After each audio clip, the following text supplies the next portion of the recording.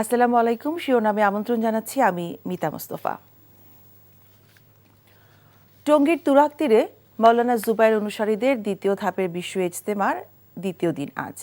ইজতেমার খবর জানতে আমরা কথা বলছি আমাদের স্টাফ করেসপন্ডেন্ট নাসির আহমেদের সাথে।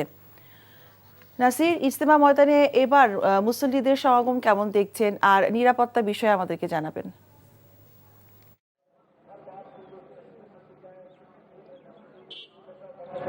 মিতা, তাবলিগ জামাতের জুবায়ের অনুসারী যেটা শোরায়ে নেজামি, তাদের প্রথম পর্বের দ্বিতীয় ধাপের দ্বিতীয় দিন আজ আপনি যেটা বলেছেন, সেটা মূলত তাদের কার্যক্রম দ্বিতীয় দিনের মতো চলছে এবং শুরু হয়েছে ফজর নামাজের পরে। পাকিস্তানের যে এখানে মুরব্বী আছেন উবাইদুল্লাহ খুরশেদ সাহেব, উনি বয়ান করতেছেন এবং উনি বয়ান চালিয়ে যাচ্ছেন।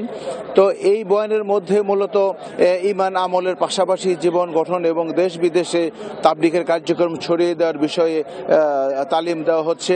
আর বিশেষ করে এই দ্বিতীয় দিনে আরেকটি যেটি বিশেষ তাদের কাছ থাকে, যারা সম্পূর্ণ তাবলিগের নিজস্ব বিষয়, সেটা হলো যে খিত্তায় খিত্তায় যে সমস্ত মাদ্রাসার ছাত্র এখানে আসেন, মাদ্রাসার শিক্ষকরা আসেন, বিভিন্ন মসজিদের ইমামরা আসেন, তাদেরকে নিয়ে ছোট ছোট গ্রুপ করে তাদেরকে তালিম দেওয়া হয় এবং এই তালিমের মধ্যে তাবলিগের কার্যক্রমে মূলত তাদেরকে এখানে শেখানো হয়।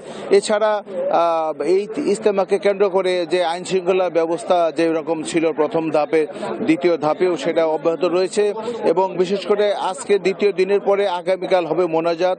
সেই মোনাজাতকে কেন্দ্র করে আইন শৃঙ্খলা বাহিনী তো ব্যাপক নিরাপত্তা ব্যবস্থা, 5 স্তরের নিরাপত্তা ব্যবস্থা তারা এখানে করে রেখেছেন এবং আগামীকাল পর্যন্ত সেটা থাকবে।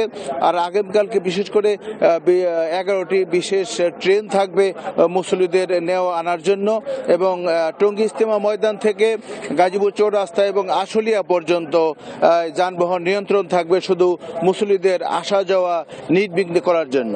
এই ছিল আজকের এই অবস্থা। মিতা, টঙ্গী থেকে জানছিলাম ইজতেমার খবর। শিরোনাম এটুকুই। এই খবরের ভিডিও সহ আপডেট জানতে ভিজিট করুন এনটিভি অনলাইন www.ntvbd.com। এছাড়াও এনটিভি জনপ্রিয় সব অনুষ্ঠান ও খবরের আপডেট জানতে ভিজিট করুন আমাদের ইউটিউব ও ভেরিফাইড ফেসবুক পেজ। 12টার মধ্যাহ্নে খবর দেখার আমন্ত্রণ রইল। সবাইকে ধন্যবাদ।